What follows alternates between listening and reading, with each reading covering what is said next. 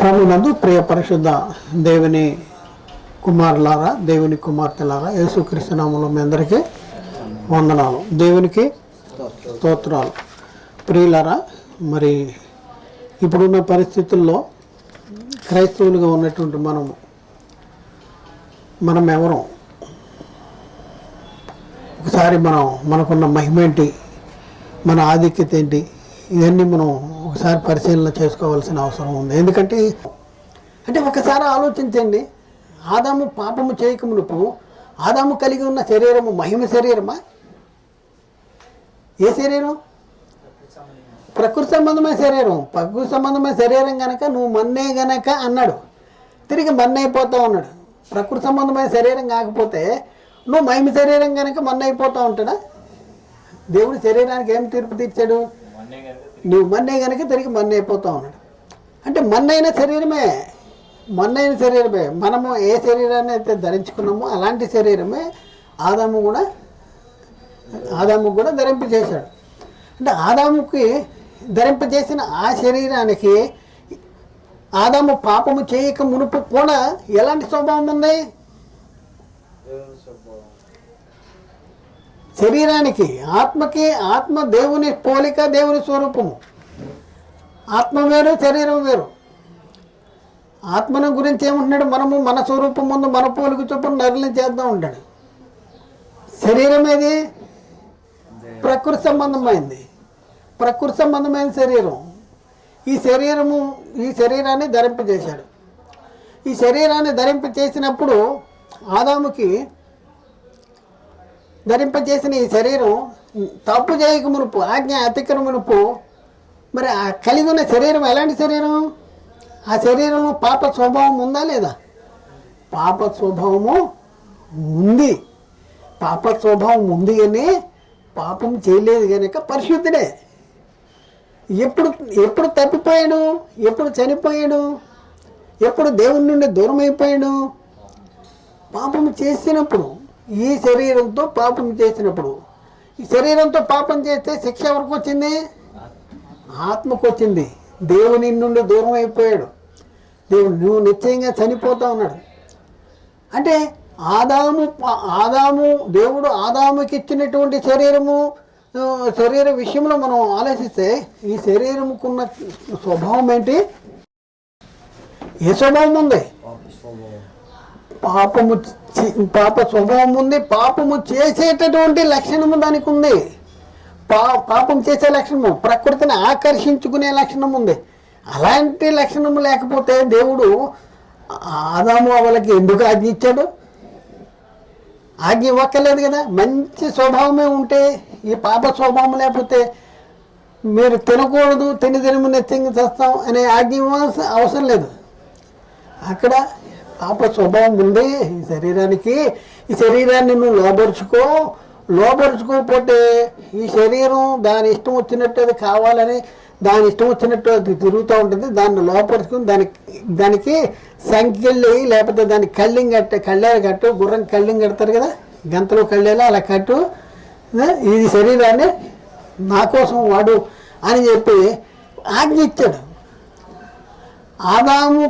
ఆదామును దేవుడు సృజించినప్పుడే ఆదాముని ఆత్మకి ఇవ్వబడిన శరీరానికి ఈ పాప స్వభావం లేదు అని అంటున్నాడు మన అమాయకులు.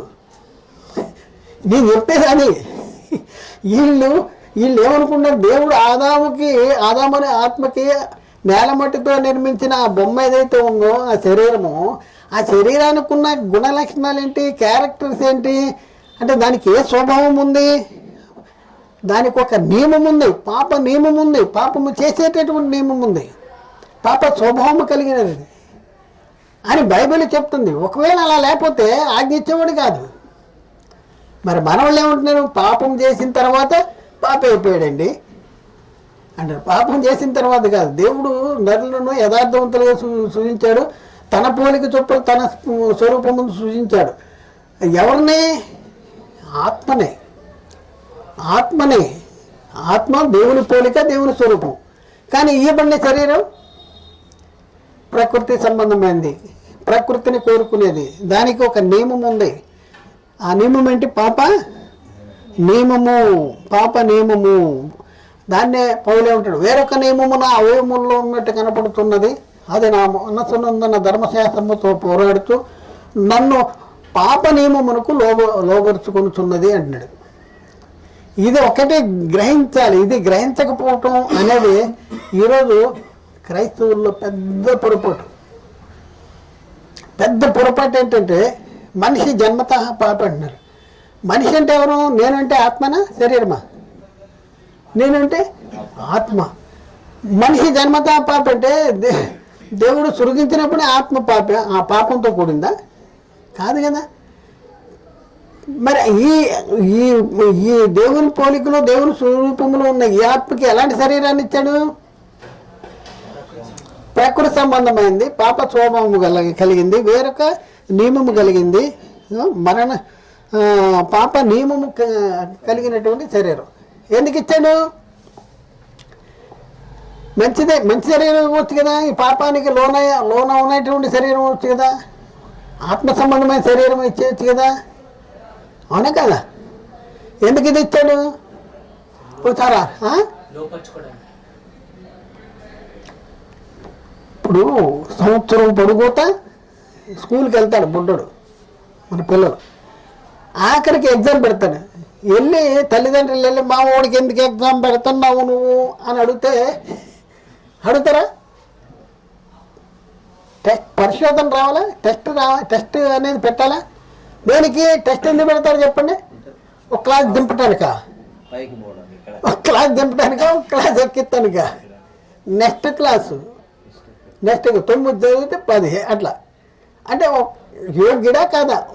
నెక్స్ట్ క్లాస్కి వెళ్ళడానికి యోగ్యుడా కాదా అని పరిశోధన ఉంటుంది, పరీక్ష ఉంటుంది. అలాగే పరలోకం వెళ్ళటానికి వీడు యోగ్యుడైనా కాదా అని పరిశోధన చేయటానికి ఈ శరీరాన్ని ఇచ్చి, అయ్యా నువ్వు ఈ శరీరాన్ని లోపరుచుకుంటేనే నా కుమారుడిగా ఉంటావు, లేకపోతే నువ్వు నాకు కుమారుడిగా ఉండవు, ఈ శరీరాన్ని లోపరుచుకుని నా మాట వినాలి అనేసి ఆజ్ఞ ఇచ్చాడు. ఆదాముకు పాపం చేయక మునిపే పాప స్వభావము కలిగిన శరీరం ఉంది. ఇది పాప నియమం పాప శరీరానికి ఒక నియమం ఉంది, పాప నియమం అంటాడు. దాన్నే పౌలు అంటాడు, వేరొక నియమము నా అవయముల్లో ఉన్నట్టు కనపడుతుంది. ఏంటి వేరొక నియమము? మేలైనది చేయవలననే నాకు కోరిక కలుగుతున్నది, కానీ చేయటం నాకు కుదరట్లేదు అంటాడు. ఎందుకు అంటే నాయందు అంటే ఆత్మ ఎందేమో అనుకుంటారని, నాయందు అనగా నా శరీరం ముందు దేవుడు నాకిచ్చిన నా శరీరం ఏదైతే ఉందో, నాకిచ్చిన ఆత్మనే నాకిచ్చిన ఈ శరీరము, నా శరీరం ముందు మంచిది ఏది లేదని నివసింపవుతుంది. ఇది ఎప్పటి నుంచి? దేవుడు ఆదామును సృజించినప్పుడే ఆదాముకి ఇచ్చినటువంటి శరీరము అలాంటి శరీరము. మరి తినేశారు కదా, తినేస్తే ఏమైపోయింది? ఆజ్ఞ అతిక్రమించారా? ఆజ్ఞ అతిక్రమించే ఒకడు దేని చేత లోపరచబడతాడో దానికి దాసుడే. మీరు మీ తండ్రిగా అపవాది సంబంధులే. దేవుని కుమారత్వం పోగొట్టుకున్నారు, సాతాను కుమారత్వం వచ్చింది. పరలోక పౌరసత్వం పోగొట్టుకున్నారు, నరక పౌరసత్వం వచ్చేసింది. తేజవాసులైన పరిశుద్ధుల శ్వాసంలో పాలివారుగా ఉన్నారు, ఇప్పుడు నరక పౌరస్థితిలో పాలివారుగా ఉన్నారు. దేవుని ఇంటిలో ఉండేవాడు మరి సాతాను ఇంట్లో చేరిపోయాడు. దేవుని కుమారుడిగా ఉండేవాడు సాతాను కుమారుడిగా మారిపోయాడు. మరి దేవుడు వదిలిపెడతాడా? మళ్ళీ ఏం చేయాలి? ఈ చనిపోయిన ఆత్మను బతికించాలి. ఈ బతికించాలంటే ఎలా బతికించగలము? ఈ ఆత్మ బతకాలంటే ఏం చేయాలి? ఒకటి పాపం తీసివేయాలి. పాపం తీసివేసిన తర్వాత ఈ శరీరము పాపము చేయకుండా ఉండేలాగా ఉండాలి. ఈ శరీరమే కానీ పాపం చేయకుండా ఉండేలాగా ఉండాలి. శరీరము దాని ఇష్టలు దురాశలకి సెలవు వేసేలాగా ఉండాలంటే దేవుడు ఏం చేశాడు?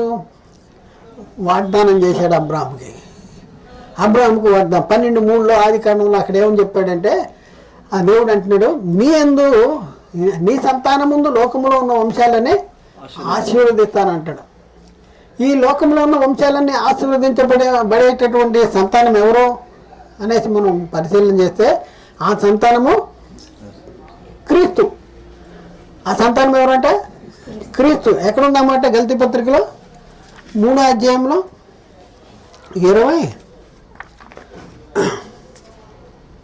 గల్తీ పత్రిక 3వ అధ్యాయము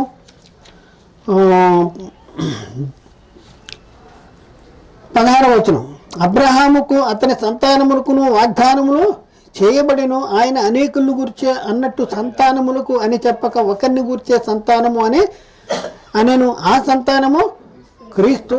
దేవుడు అబ్రహాంకి వాగ్దానం చేశాడు, ఈ వాగ్దాన సంతానం ద్వారా మళ్ళీ ఆత్మను బ్రతికింపజేస్తాను అని చెప్పి వాగ్దానం చేశాడు క్రీస్తుని. ఆ తర్వాత ఏం చేశాడు, ఈ వాగ్దాన సంతానం వచ్చేంత వరకు అబ్రహాంకి ఇస్సాకు పుట్టాడు, ఇస్సాకు యాకోబు పుట్టాడు, యాకోబుకి 12 మంది కుమారులు. ఈ 12 మంది కుమారులు ఐగుప్తు వెళ్ళారు. అక్కడ బానిసత్వంలో ఉన్నారు కొన్ని రోజులు. ఆ తర్వాత దేవుడు వారిలో మోషేని పుట్టించాడు ఐగుప్తు బానిసత్వం నుంచి విడిపించడానికి. అక్కడి నుంచి మోషే నాయకత్వంలో ఐగుప్తు బానిసత్వం నుంచి బయటకు వచ్చారు.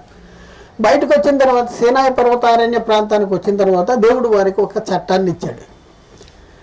దాన్నే ధర్మశాస్త్రం అంటాడు. అయితే ఈ ధర్మశాస్త్రం ఎందుకు వేయాల్సి వచ్చింది? దేవుడు అబ్రహాంకి వాగ్దానం చేశాడు కదా, వాగ్దానం చేసిన తర్వాత ఈ ధర్మశాస్త్రం ఎందుకు ఇవ్వాల్సి వచ్చింది అంటే, ఈ వాగ్దాన ప్రజలు ఎవరైతే ఉన్నారో ఆ వాగ్దాన ప్రజలు వాగ్దాన కుమారుడు, వాగ్దాన సంతానం అయిన యేసుక్రీస్తు వచ్చేంత వరకు వీళ్ళ మధ్యలో అతిక్రమాలు జరుగుతూ ఉన్నాయి. ఈ అతిక్రమాలు నిరోధించడానికి వాళ్ళకి ధర్మశాస్త్రాన్ని ఇచ్చాడు. చూద్దాం గల్తీ పత్రికలు 3వ అధ్యాయంలో 19వ వచనం. అలాగైతే ధర్మశాస్త్రం ఎందుకు? ఎవరికి ఆ వాగ్దానం చేయబడినో ఆ సంతానం వచ్చే వరకు అది అతిక్రమమును బట్టి దానికి తర్వాత ఇయ్యబడను. ఎందుకు ఇచ్చాడంట? ధర్మశాస్త్రం వాగ్దానం చేసిన తర్వాత మళ్ళీ ధర్మశాస్త్రం ఎందుకు అని అడుగుతున్నాడు ఇక్కడ. ఎందుకు అంటే, ఎవరికి వాగ్దానం చేయబడినా వాగ్దాన సంతానం వచ్చేంత వరకు ఇశ్రాయేల్లో జరుగుతున్న అతిక్రమాలు నిరోధించడానికి ధర్మశాస్త్రం ఉంటుంది. మరి ధర్మశాస్త్రం వల్ల వీళ్ళు నీతిమంతులుగా తీర్చబడ్డారా అంటే తీర్చబడే పరిస్థితే లేదు. ఎందుకంటే ధర్మశాస్త్రం ఎలాంటిదంటే ఒక ఎక్స్రే లాంటిది. రోగం వస్తే ఎక్స్రే తీపించుకుంటే రోగం తగ్గుద్దా? రోగం తగ్గదు. రోగం ఎక్కడుంది, రోగ పరిమాణం ఎక్కడుంది అని చెప్పుంది. అలాగే ధర్మశాస్త్రం ఎలాంటిదంట, ధర్మశాస్త్రము పాపాన్ని తీసివేయలేదు కానీ పాపం అనగా ఎటుదే తెలియపరుస్తుందంట. పాపం అంటే ఏంటో చెప్పుద్ది. ఇంకా ఏం చెప్పుద్ది? పాపమైనట్లు అగుపడు నిమిత్తము అత్యధికమైన పాపమగు నిమిత్తము అది నాకు మరణకరమైంది అంటాడు. ధర్మశాస్త్రము ఉగ్రతను పుట్టించును అంటాడు. అయితే ధర్మశాస్త్రము లేని పాపము లేకపోవు. ధర్మశాస్త్రం వచ్చింది కనుక పాపము లోకంలోనికి వచ్చింది.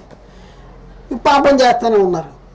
పాపం అనుసరిస్తే నీతిమంతులుగా తీర్చబడతారు, అతిక్రమిస్తే పాపులుగా తీర్చబడతారు. మరి ఇశ్రాయేలీలు అనుసరించారంటే అతిక్రమించారు. మరి అతిక్రమించిన ఇశ్రాయేలీలు ఎలాంటి పరిస్థితుల్లో ఉన్నారంటే పాపులుగా తీర్చబడ్డారు. మరి ఇశ్రాయేలీల్ని ధర్మశాస్త్రం ఏం చేసిందంటే లేఖనం అందరినీ పాపములో బంధించింది. లేఖనం అందరినీ పాపములో బంధించి చెరలో ఉంచబడినట్లు ధర్మశాస్త్రానికి లోనైన వారు అయ్యారు. అయ్యి ఏమంటారంటే, ఓ మరణమా నీ ముళ్ళెక్కడ, మరణమా నీ విజయం ఎక్కడ? మరణపు ముళ్ళు పాపమునుకున్న బలము ధర్మశాస్త్రమే అనే పరిస్థితి వచ్చేసింది. పాపానికి బలము ధర్మశాస్త్రం అంట. మరి ఏది లేకపోతే పాపం లేకపోతే? ధర్మశాస్త్రం లేకపోతే పాపం. మరి వీళ్ళని చెరలోంచి విడిపించాలి కదా, పాపం అనే చెరలోంచి. మరి ఏది తీసేయాలి? ఏది లేకుండా ఉండాలి? చట్టం లేకుండా ఉండాలి, ధర్మశాస్త్రం లేకుండా. మరి ధర్మశాస్త్రం లేకుండా ఉండాలంటే మరి ధర్మశాస్త్రాన్ని మరి కొట్టువేయబడాలి. మరి అలాంటి కాలంలో దేవుడు ఏం చేశాడంటే, కాలం సంపూర్ణమైనప్పుడు దేవుడు తన కుమారుని పంపాడు. ఆయన మనలను దత్తపుత్రుల్ని చేయటానికి ఆయన ధర్మశాస్త్రానికి లోబడిన వాడాడు. ధర్మశాస్త్రానికి ఎందుకు లోబడినాడు? రాగానే ధర్మశాస్త్రాన్ని కొట్టేయచ్చు కదా అంటే ధర్మశాస్త్రాన్ని రాగానే కొట్టేస్తానికి వెళ్ళలేదు. ఎందుకంటే ధర్మశాస్త్రం అనుసరించి నడుచుకున్న వాళ్ళు ధర్మశాస్త్రాన్ని కొట్టేయటానికి వీలుంది. ధర్మశాస్త్రము నెరవేర్చువాడు కాక ధర్మశాస్త్రాన్ని తీర్పు తీర్చుతున్నావా అంటాడు. నెరవేర్చి దాన్ని తీర్పు తీర్చాలి. కాబట్టి జరిగింది ఏంటి? మనం పరిశీలన చేసుకుంటే యేసుక్రీస్తుని పంపించాడు. వాగ్దాన కాలము సంపూర్ణమైనప్పుడు గల్తీ 4:4-5 అక్కడ దేవుడు కుమారుని పంపించాడంట. దేవుని కుమారుడు వచ్చి ఏం చేశాడు? యేసుక్రీస్తు వచ్చి ఏం చేశాడంట? ఇక్కడ మనం చూస్తే గల్తీ పత్రిక 3వ అధ్యాయంలో 3వ అధ్యాయం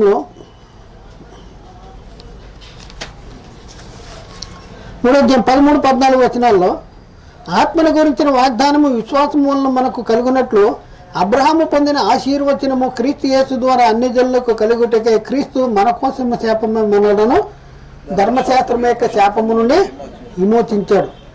అంటే ధర్మశాస్త్రాన్ని కొట్టేశాడు, సిలువలో కొట్టేది ఆచరించి కొట్టేశాడు. అక్కడ మనం ఎఫ్సి పత్రికలో కొలసి పత్రికలు రాయబడింది. ఎఫ్సి పత్రిక 2వ అధ్యాయంలో అక్కడ ఏం రాయబడింది?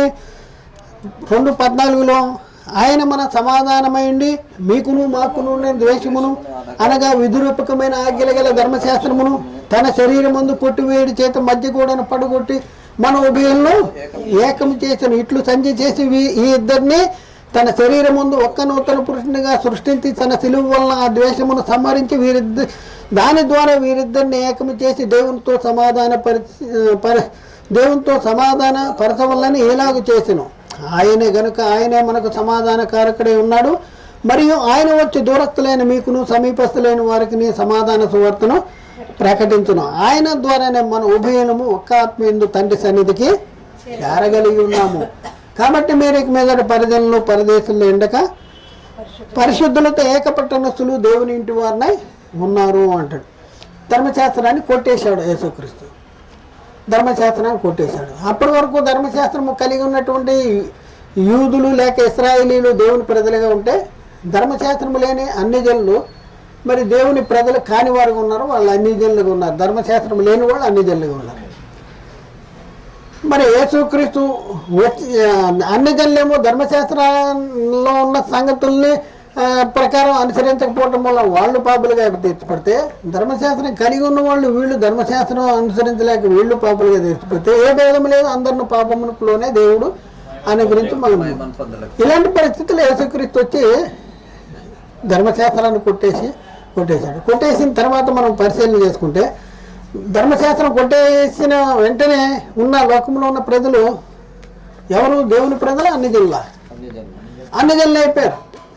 ధర్మశాస్త్రం ఉంటేనే ఇశ్రాయేలీలకి ప్రత్యేకత. అంతకు మునుపు అన్ని జనులు ధర్మశాస్త్రం కొట్టిపోయిన తర్వాత ఇశ్రాయేలీలు అన్ని జనులుగా మారిపోయారు. వీళ్ళిద్దరిలోంచి ఈ అన్ని జనుల్లోంచి క్రీస్తు దగ్గరికి రావాలి. యేసుక్రీస్తు దగ్గరికి వచ్చి బాప్తిజం తీసుకోవాలి. యేసుక్రీస్తు నందు విశ్వాసం ఉంచాలి. గల్తీ పత్రికలో 3వ అధ్యాయంలో 26వ వచనం కాడి నుంచి మనం చదివితే, గల్తీ పత్రిక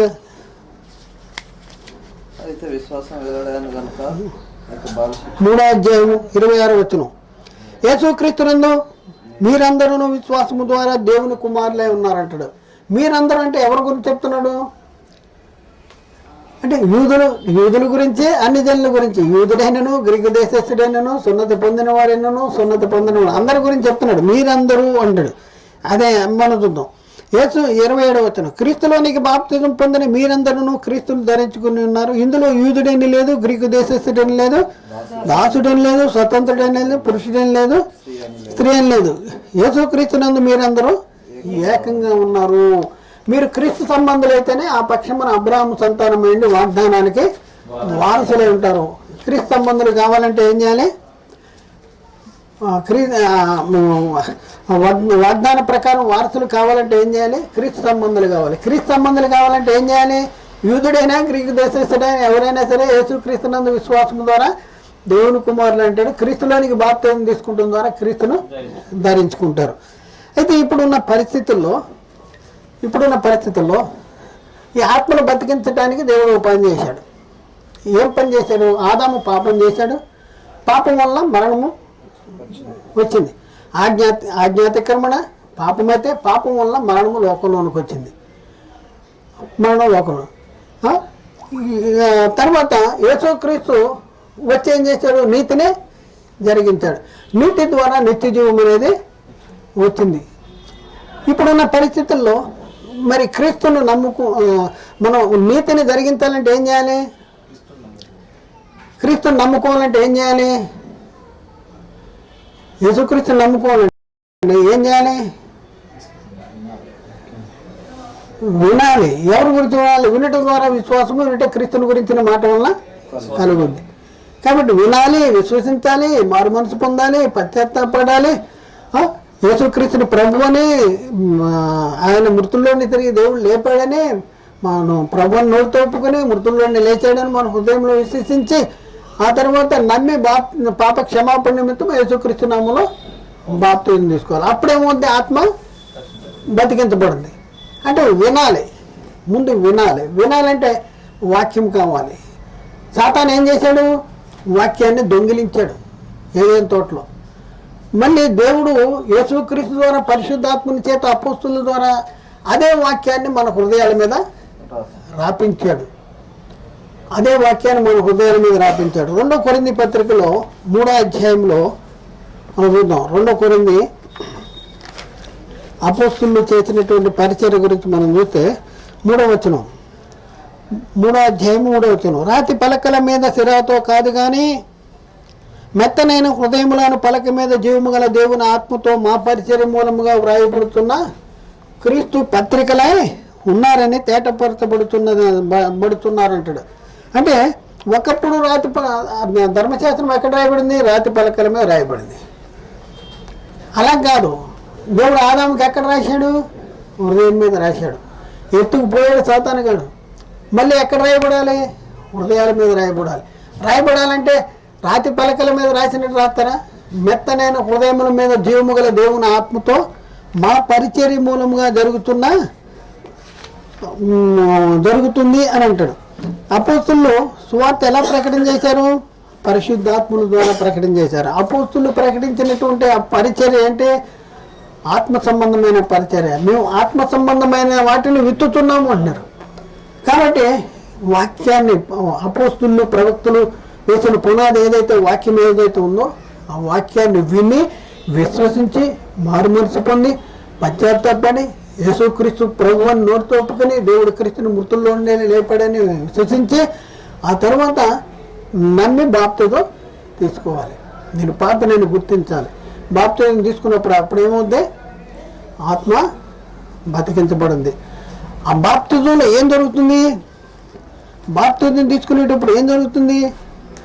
శరీర సంబంధమైన వాటిని అంటే శరీరము, ఇచ్చులు, దురాశలతో సెలవు వేసేస్తున్నాం. బాప్తిజంలో ఏం జరుగుతుంది? మనం చనిపోతున్నాము, మనం మరణిస్తున్నాము.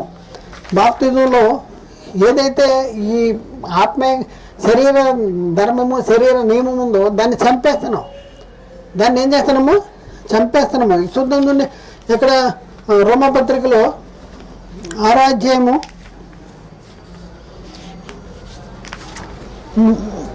1వ వచనం చూస్తే అక్కడేముంది? పాప విషయమే చనిపోయిన మనము ఇక మీదటి దానిలో ఎలాగో జీవించేదమంటాడు. పాప విషయంలో చనిపోతున్నాం అంటే ఎక్కడ చనిపోతున్నాం? పాప విషయంలో బాప్తిజము ద్వారా చనిపోతున్నాము.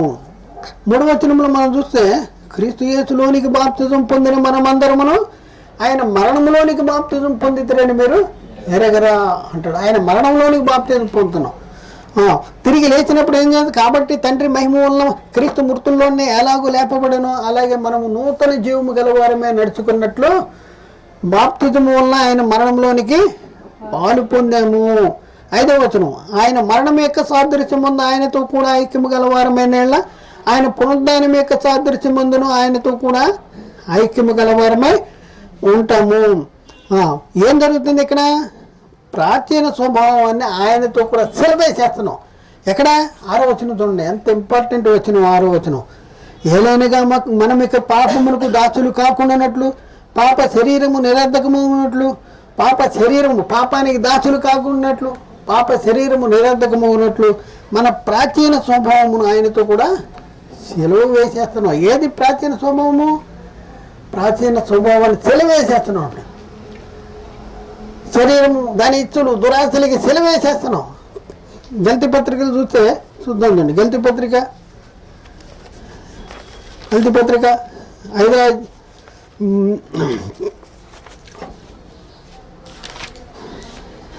5వ అధ్యాయము 23-24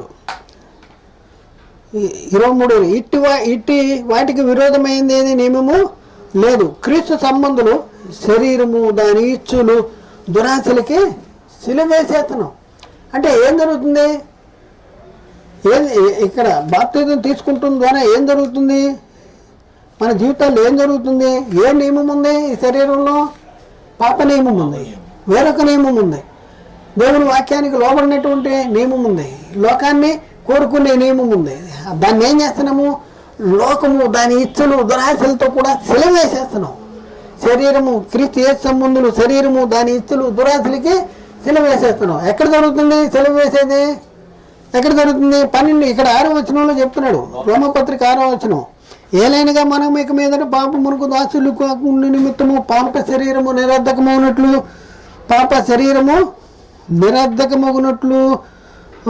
మగునట్లు మన ప్రాచీన స్వభావమును ఆయనతో కూడా సిలువ వేయబడినని ఎరుగుదము. చనిపోయిన వాడు పాప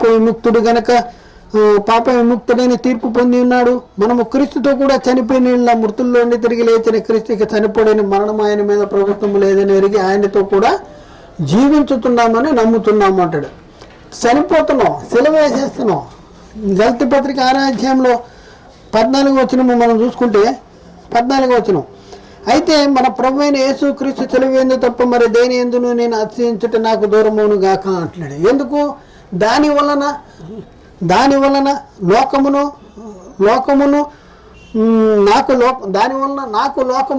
లోకానికి నేను సిలువేసేస్తున్నాను. దానివల్ల నాకు లోకానికి నేను సిలువేసేస్తున్నాను. ఇక శరీర విషయంలో ఏం చేస్తున్నాము? పాప శరీరము నిరర్ధకమైనట్లు మన ప్రాచీన స్వభావమును దాని క్రియలను ఏం చేస్తున్నాము? క్రీస్తు కూడా సిలువేసేస్తున్నాం. బాప్తిజం తీసుకున్నప్పుడే ప్రాచీన స్వభావము దాని క్రియలతో కూడా పరిత్యజించి తిరిగి లేచినప్పుడు నూతన స్వభావము కలిగిన వారంగా ఉన్నాం.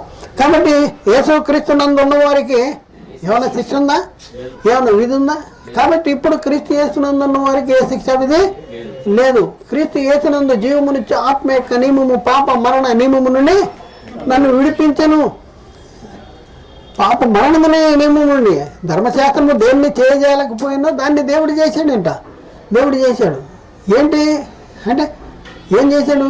పాప మరణ నియమము నుండి మనల్ని విడిపించాడు. ఇదే ధర్మశాస్త్రమునకు వేరుగా వచ్చిన దేవుని నీతి. ధర్మశాస్త్రం ఇట్లుండగా ధర్మశాస్త్రమునకు వేరుగా దేవుని నీతి వచ్చింది. ఆ నీతిని మనం ఎప్పుడైతే మనం విశ్వసిస్తామో, ఆ నీతికి మనం ఎప్పుడైతే లోబడతామో అప్పుడు మన ఆత్మ బతికించబడింది. ఆ బాప్తి ఎప్పుడైతే తీసుకుంటున్నామో ఈ శరీరము పాప స్వభావం అనేది, శరీరంలో ఉన్న పాప స్వభావం ఇవన్నీ కూడా సిలువేసేస్తున్నాం. ప్రాచీన స్వభావము దాన్ని సిలువేసేస్తున్నాం. మనము బాప్తిజం తీసుకుంటున్న ద్వారా ఏం జరుగుతుందంటే పరిశుద్ధాత్మ మనలో నూతన స్వభావం కలుగుతుంది. బాప్తిజం తీసుకుంటున్న ద్వారా మళ్ళీ ఏం జరుగుతుందంటే ఆదాము పోగొట్టుకున్న మహిమను మళ్ళీ తెచ్చుకున్నాం. పునఃస్థితి స్థాపన జరుగుతుంది. తీతు 3:5 ఉంది, మనము నీతిని అనుసరించి చేసిన క్రియల మూలంగా కాక తన కనికరము చొప్పుననే పునఃస్థితి స్థాపన సంబంధమైన స్నానం ద్వారా పరిశుద్ధాత్మకు నూతన స్వభావం కలిగజేయడం ద్వారా మనల్ని రక్షించినాను. కాబట్టి ప్రియులారా, మరి ఇప్పుడు క్రీస్తు యేసునందున్న వారికి ఏ శిక్ష విధి లేదు. కాబట్టి ఇప్పుడు మనము శరీర విషయంలో ఆలోచించే పరిస్థితే లేదు. పౌలు బాప్తిజం తీసుకున్నాడు, శరీరము ఇచ్చలకు దురాశలు సిలువేశాడు. బాప్తిజంలో ఏం జరిగింది? ప్రాచీన స్వభావాన్ని బాప్తిజంలో ఏం చేశాడంట? పాప స్వభావము నిరర్ధకం అయిపోయేలాగా. ఇక్కడ రోమా 6:6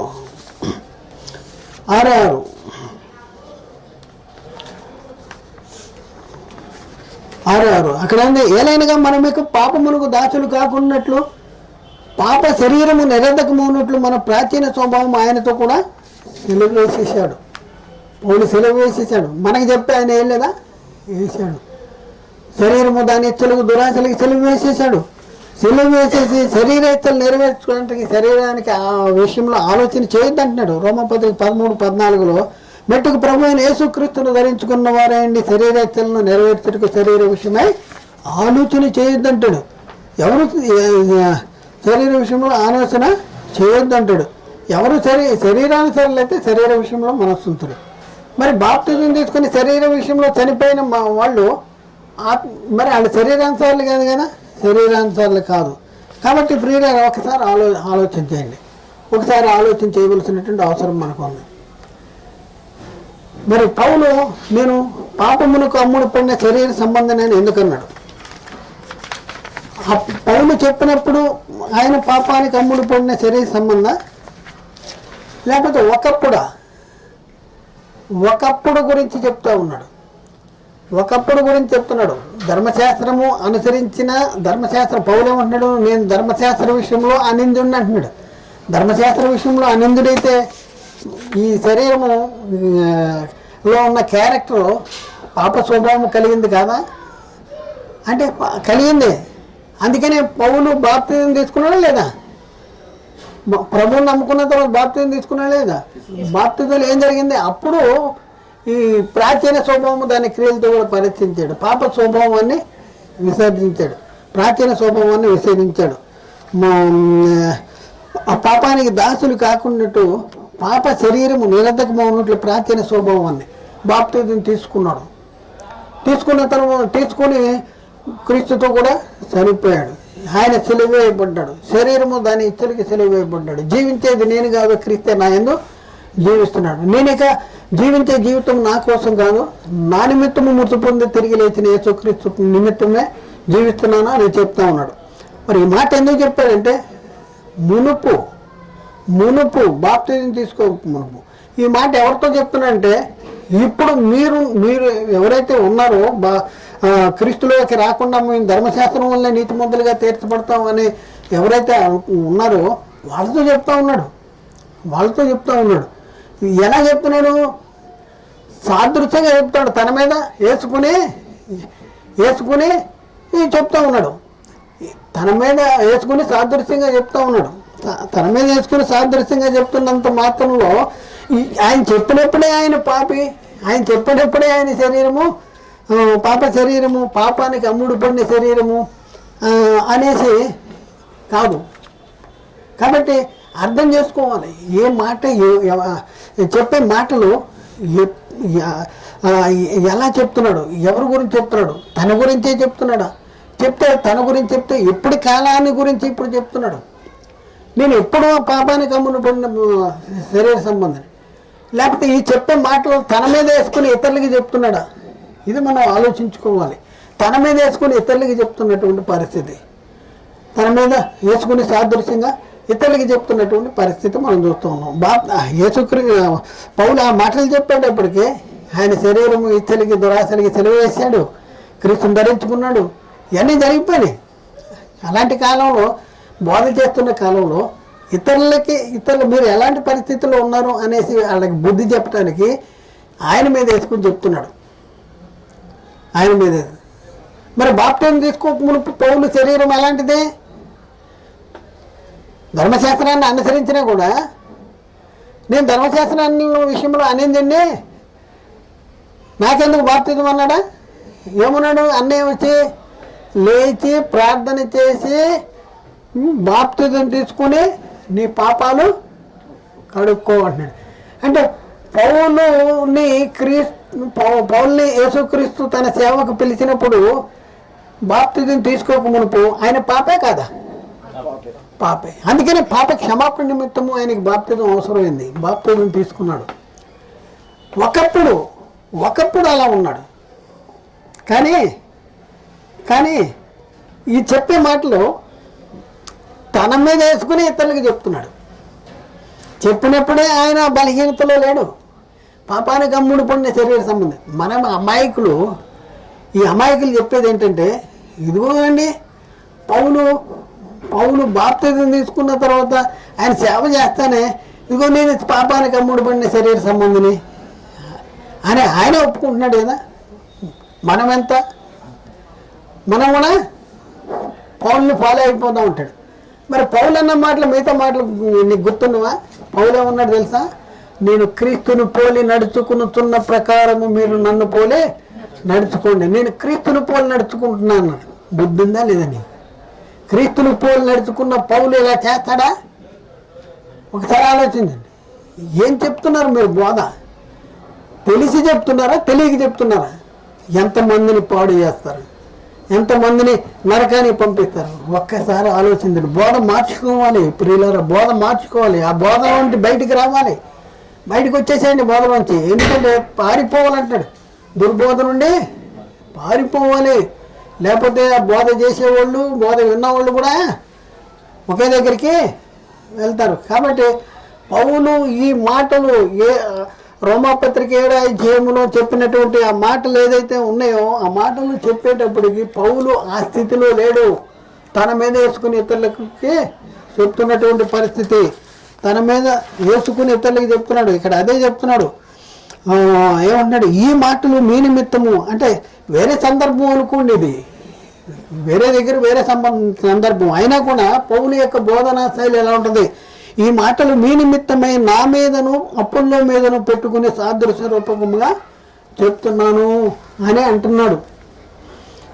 సాదృశ్య రూపకంగా చెప్పే ఆయన మీద వేసుకుని సాదృశ్య రూపంగా చెప్పే మాటల్ని ఇదిగోండి పౌలు అలాంటి స్థితిలోనే ఉన్నాడు ఇప్పుడే అనేసి మోసపోయి అనేక మందిని మోసపుచ్చుతున్నారు. జాగ్రత్త. కాబట్టి దేవుడు ఊరుకోడు. ముని కొనాలకు ఎదురుతున్నట ఎవరికి అసాధ్యము అంటున్నాడు. కాబట్టి బోధ మార్చుకోవాలి, సత్యాన్ని గ్రహించాలి, సత్యాన్ని ప్రకటన చేయాలి. మరి అనేక మందిని నిత్య జీవానికి వారసులుగా చేస్తానికి ప్రయత్నము చేయాలి. కాబట్టి ప్రియులారా, ఆలోచించండి, అర్థం చేసుకోండి, సత్యాన్ని గ్రహించండి. మరి సత్యాన్ని వెంబడించడానికి ప్రయత్నం చేద్దాం. మరి ముఖ్యంగా ఈ మీరు చెప్పినటువంటి ప్రసంగాలన్నీ కూడా మరి ఎవరిని ఉద్దేశించి కాదు, వ్యక్తిగతంగా ఎవరిని ఉద్దేశించి కాదు, సంఘపరంగా కానీ సంస్థపరంగా కానీ ఎవరిని ఉద్దేశించి చెప్పట్లేదు. కేవలము బైబిల్ ఎలా ఉంది, బైబిల్ ఎలా చెప్తుంది, మనం బైబిల్ని ఎలా నమ్మాలి, మన జీవితాలు మార్చుకోవాలి అనేసి మేము బైబిల్ గ్రంథంలో ఉన్నటువంటి సంగతులను గ్రహించి మీకు చెప్పడానికి ప్రయత్నం చేస్తున్నాం. కాబట్టి మీరు గ్రహించగలిగితే సత్యానికి లోబడండి. వ్యక్తులకు కాదు, వాక్యానికి లోబడండి. వ్యక్తులు, దేవుడు నరుని వేషము చూడుడంట, నరుని వేషం చూడు. మనకు కావాల్సింది ఏంటి? వాక్యము. అపోస్తలులైన పౌలు ఎవరికి అప్పగించాడు? ఇప్పుడు దేవునికి, ఆయన కృపావాక్యానికి మిమ్మల్ని అప్పగిస్తున్నా అంటాడు. మనం ఎవరికి అప్పగించబడాలి? వ్యక్తులకు కాదు. వ్యక్తి ఫ్యాన్స్ ఎక్కువైపోయారు. వ్యక్తి ఫ్యాన్స్. ఆ రోజుల్లోనే నేను పౌలు వాడిని, అపోల్లో వాడిని, నేను పౌలు వాడిని, అపోల్లో వాడిని అనేసి ఈ రకంగా ఆ రోజుల్లోనే అయిపోయారు. ఈ రోజుల్లో కూడా సాతాను ఏం చేశాడు? వ్యక్తుల మీద కాన్ఫిడెన్స్ ఉంచేది. బైబిల్ కంటే కూడా వ్యక్తులనే నమ్ముతున్నారు. ఆయన చెప్పాడు కదా, బైబిల్ చెప్పింది కదా అంటే అంటున్నారు, నమ్మనంటున్నారు. కాబట్టి మీరు గ్రహించారా? మీ ఇష్టం, లోబడండి, అనుసరించండి. మేము గ్రహించు, మీరు నమ్మిందే కరెక్టు అని అనుకుంటే మీ ఇష్టం. మిమ్మల్ని ఎవరినే మేము బలవంతం చేయట్లేదు, ఎవరిని కూడా మిమ్మల్ని మరి తొందర పెట్టట్లేదు. మీ ఇష్టం, మీరు మారితే మారండి, లేకపోతే లేదు. మిమ్మల్ని దీవించి ఆశీర్వదించునుగాక. ఆమేన్. అందరికీ వందనాలు. దేవునికి స్తోత్రం.